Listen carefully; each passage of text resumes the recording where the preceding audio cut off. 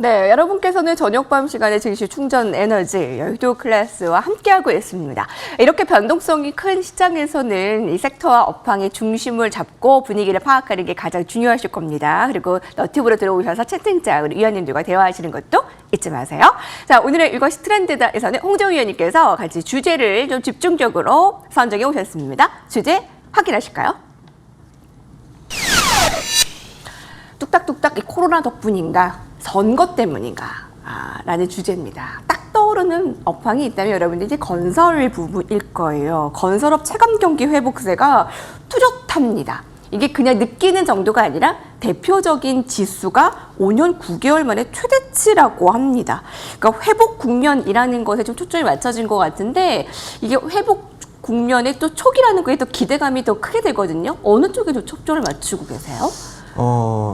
회복 국면이라고 저는 생각을 합니다. 지금 현재 시점이 회복 국면이라고 생각을 하고 있고, 일단 타이틀이 뭐 코로나 때문인가, 뭐 선거 때문인가라고 이렇게 좀 타이틀이 나왔는데 둘 다 맞죠.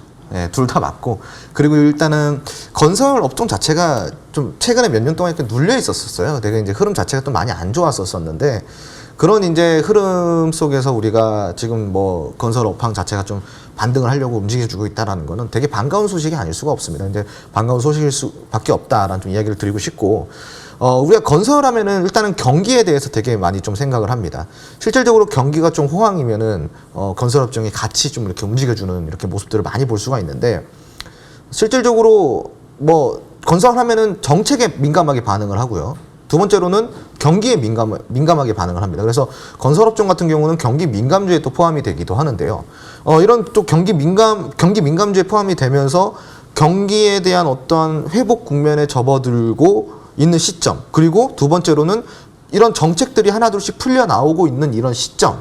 그래서 모든 시점들이 좀 교묘하게 맞물리고 있죠. 그래서 이런 부분들은 우리가 조금 체크를 분명히 좀 해봐야 되는 부분들이고요.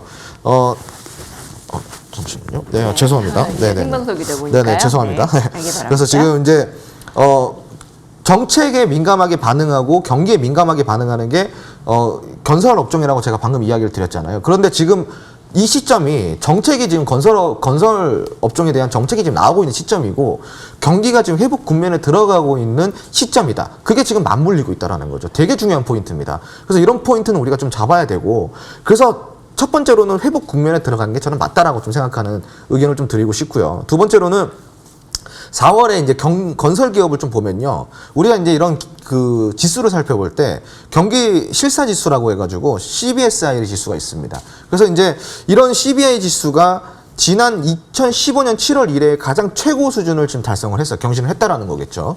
CBSI 지수는 우리가 흔히 얘기해가지고 건설 기업의 경기 지수라고 좀 표현을 하거든요. 그럼 이거를 우리가 볼 때 어느 기준을 잡냐면은 100을 기준으로 잡습니다, 시청자 여러분. 그래서 CBI 지수가 100이라는 기준보다 높으면은 경기가 좋다라는 거고요. 그리고 100보다 낮으면은 지금 경기가 조금 안 좋다라는 겁니다, 건설 경기가. 근데 지금 현재는 CBSI 지수가 물론 4월까지는 조금 100에 못 미쳤었어요. 한 96, 97 정도로 못 미쳤지만 이제 우리가 5월에 대한 전망치를 보는 또 CBSI 지수가 있습니다. 그 5월에 대한 전망치는 약 104포인트 정도가 됩니다. 그렇기 때문에 전망치가 계속 지속적으로 좀 올라가고 있다는 걸 우리가 좀 충분히 우리가 이런 지수를 통해서 알 수가 있는 부분이고, 그리고 전망치가 높아졌다라는 거는 건설 경기가 지속적으로 좀 높아질 가능성이 높다라는 이야기겠죠. 그렇기 때문에 이런 부분들 되게 또 우리 중요한 포인트라고 할 수가 있겠습니다. 그래서 4월 이후에 4월의 건설기업 그 지수가 CBSI 지수가 역사상 2015년 7월 이래 최고 수준이다라고 좀 우리가 이야기를 할 수가 있는데, 이 부분 되게 중요한 포인트라는 거를 또 두 번째 포인트로 좀 잡아주셨으면 좋겠고요. 그리고 건설 종목의 올해 영업이익의 좀 컨센서스를 우리가 살펴봐야 돼요. 이런 컨센서스라는 거는 이제 각 증권사마다 그리고 애널리스트마다 이런 컨센서스를 계속 내놔요. 리포트라든가 이런 것들을 내놓는데 거의 대부분의 컨센서스가 증가를 할 것이다. 건설의 어떠한 업황이 더 증가를 할 것이다라는 컨센서스가 계속 나오고 있고요. 이런 부분도 우리가 또 반도체에서 찾아볼 수가 있겠죠. 컨센서스라고 한다면은 반도체 업황이 좋아질 거라는 컨센서스가 2018년도부터 꾸준히 나왔어요. 물론 조금 늦은 감이 있죠. 왜냐하면 포스트 코로나 시대도 맞았었고 뭐 피치 못하게 좀 이렇게 그 우리가 알 수 없는 비체계적 리스크라고 하죠. 그 비체계적 리스크 때문에 반도체 업황이 좋을 거라는 거는 우리가 알고 있었지만 조금 늦게 오긴 했어요. 하지만 결국은 그 컨센서스도 존재를 했다 안 했다? 존재를 했다라는 이야기를 좀 드리고 싶고요. 지금 역시나 건설 종목, 건설 기업들에 대한 컨센서스가 여전히 업황이 개선될 것이다라는 이런 뭐 다양한 리포트라든가 컨센서스가 나오고 있었기 때문에 이런 부분도 우리가 꼭 또 참고를 해야 되는 세 번째 포인트라고 이야기를 드릴 수가 있겠습니다. 그리고 내년 역시 어떠한 영업이익이라든가 순이익이 증가가 될 것이라는 전망들이 계속 지속적으로 나오고 있는 만큼 우리가 이런 포인트들 참고를 해가지고 지금 회복 국면에 들어가 있는 건설 관련된 이런 기업들, 건설업종, 그리고 그 또 밑으로 내려오는 다양한 또 이제 업황 섹터에 있어서 선취매를 할 수 있는 종목도 충분히 많으니까 꼭 이제 건설업종 같은 경우는 한 종목 정도는 우리가 선취매하는 전략을 가져보면 어떨까라는 좀 의견을 드리도록 하겠습니다. 네. 건설 업황은 그 대표적으로 의원님 말씀대로 정책에 민감하고 경기에 민감한데 그게 두 가지가 같이 맞물렸다라는 게 굉장히 중요한 포인트라고 네네, 맞습니다. 말씀을 주셨습니다. 네. 거기에다가 세 번째 포인트로 얘 영업이익의 증가 부분까지 생각을 한다면 지금 포트폴리오의 건설 쪽은 선취할 수 있는 종목들이 아직 많으니 같이 넣어가는 것이 좀 현명한 판단일 것 같네요. 네, 맞습니다. 네. 네. 자, 홍 의원님의 의견을 들어봤습니다. 자, 그러면 지금 이미부터 많이 오른 종목들도 있고 분명히 또 선취매가 가능한 종목들도 있으니 오늘 이 시간을 아주 예의주시해서 들으셔야 될 텐데 우리 급등원 위원님의 의견은 어떠신지요? 네, 일단은 그 건설 관련해 가지고는 최근에 상당히 핫하죠. 건설 관련해서 보면 철강 음자도 좋고, 그리고 이제 건설 기자재 갈 종목들 전반적으로 좋은데. 실제 보면은 이제 그 대선 전, 그러니까 10개월 전부터 해가지고 건설업종에 보면은 그 수주가 증가하는 흐름 자체가 나왔고요. 그렇기 때문에 건설 수주가 이제 그 본격적으로 좀 그 증가세를 보일 가능성이 있다. 그렇게 말씀드리고요. 그리고 이제 조금 전에 말씀드렸다시피 건설기업 경기 실사지수하고 있는 그 CBSI가 97.2 정도 나왔습니다. 그렇기 때문에 전월 대비해서 한 4%포인트가 업됐고요. 그리고 부분 자체가 결국은 시장에 상당히 보면 건설 경기가 회복되는 그런 그 신호로 봐야 되겠다고 말씀드릴 수 있겠고, 그리고 FM 가이드에서 발표한 보면 그 건설주의 영업이익 컨센서스 봤을 때는 그 지난해 대비할 때 평균 33.5% 정도 일단 성장할 걸로 전망을 하고 있고요. 그리고 순이익은 무려 97.6% 정도 급증할 걸로 전망을 하고 있습니다. 그렇기 때문에 이러한 부분이 결국은 건설업종의 상당히 주가에 긍정적으로 영향을 주지 않겠느냐, 그렇게 좀 전망을 좀 하고 있고요. 그리고 이제 최근 들어서 보면은 이제 뭐 이 정책적인 부분도 있죠. 정부에서 경부고속도로에 보면 결국은 수도권 구간을 지하한다는 그런 또 뉴스들도 나왔습니다. 그렇기 때문에 이 대선 관련해 가지고는 전반적으로 이 건설주에 대해서 상당히 보면은 그 이슈화 될 가능성이 있고요. 그리고 계속 정책적인 부분들도 이곳저곳에서 나올 가능성이 있다. 그렇게 좀 말씀을 드리고요. 그리고 이제 건설주뿐만 아니라 지난번에도 이제 이 시간에 나와서 좀 말씀드렸다시피 건설 건자재 갈 종목이죠. 일단 그 철강이나 또는 시멘트나 또는 가구나 또는 그 페인트 이쪽 관련물들, 그런 관련물들에서 관심을 가지고 한다면은 전체적으로 봤을 때 최근 움직임 자체가 보면 오늘 같은 경우에도 이 철강주 움직임 자체가 상당히 좀 좋았고요. 그리고 이제 그 원자재 관련해 가지고는 결국은 그 뭐 알루미늄 관련의 종목들 움직임 자체가 큰 폭이 나왔는데 전반적으로 봤을 때 원자재가 상승 자체가 나오는 그런 과정 속에서의 건설주의 움직임, 그리고 또 그 철강주와 그런 거 연관된 그 비금속 광물이나 그쪽 관련물들 움직임 자체도 같이 좀 연계해서 볼 필요 있다. 그렇게 좀 말씀을 드리겠습니다. 건설, 철강, 시멘트 이 부분까지 조금 더 확대될 수 있는 부분들을 급등원 위원님께서도 그 의견을 주십니다. 그러니까 건설주뿐만 아니라 여러분 뭐 건자재나 뭐 인테리어 이쪽도 같이 파생이 된다라는 말씀이신데 그 급등원 위원님 건설주가 이제 대선 전까지는 뭐 정책 테마로 확실히 좀 변신 자리매김을 할 수 있다라고 보십니까?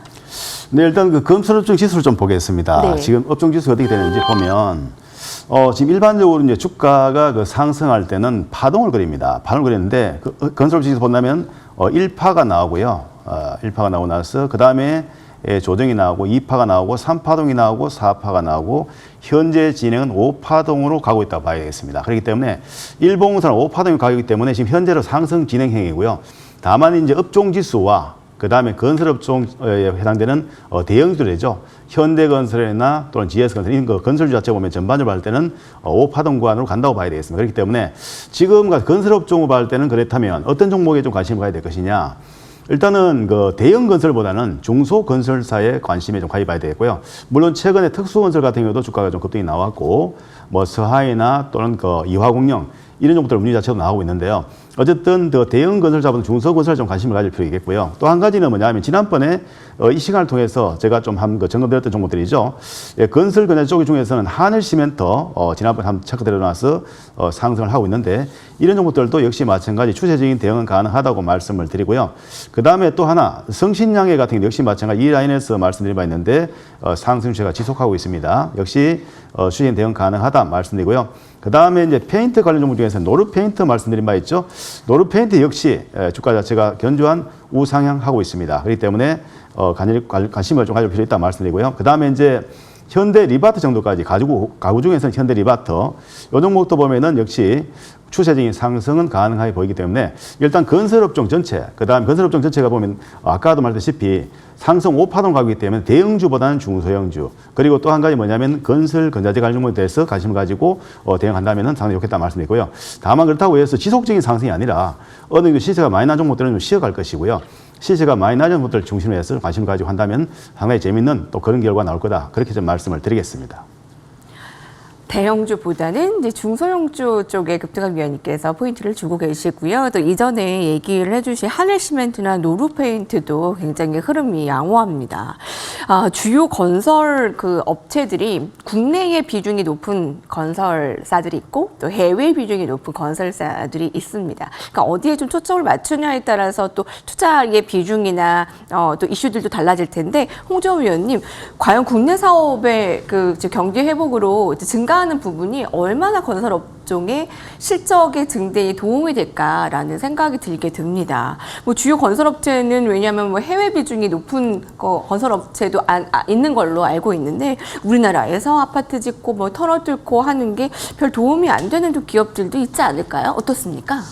맞습니다. 정확하십니다. 근데 그런 특성이 있을 수밖에 없는데 건설 업계 어쩔 수 없이 해외 플랜트에 좀 그 많은 비중을 차지하는 기업이 있을 수밖에 없어요. 근데 이게 지금 그 건설 업종의 특징이잖아요. 그럼 주식의 특징은 뭘까요? 주식의 특징.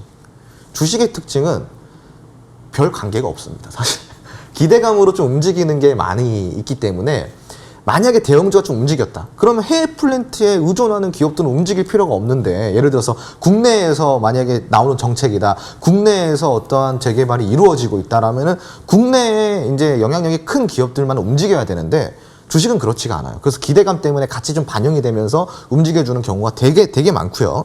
그리고 이제 좀 이어서 이야기를 좀 드리자면은 방금 이제 우리 급등한 전문가님께서 말씀해주신 그 중소형주 관련된 건설주들을 보라는 게 저는 적극적으로 좀 동의를 하는 게 뭐냐면은 건설 경기 같은 경우는 호황이 이루어지면은 처음에 이제 대형주가 먼저 오고요. 그리고 건설 업종의 좀 특징을 좀 살펴보자면 낙수 효과가 되게 커요.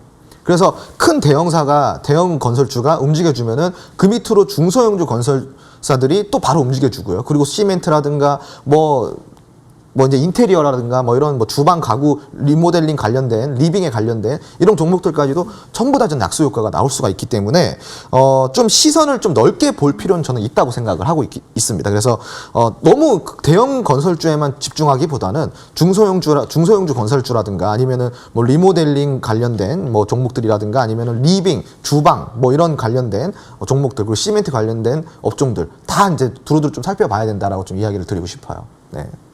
대형주보다는 이제 중소형주가 조금 더 부각이 되는 그 포인트 함께 좀 강조해 주셨고요. 그리고 이 건설업종이라는 게 그 낙수 효과라는 부분이 굉장히 큰 업황이 될 수밖에 없네요. 자, 그래서 시선을 조금 넓게.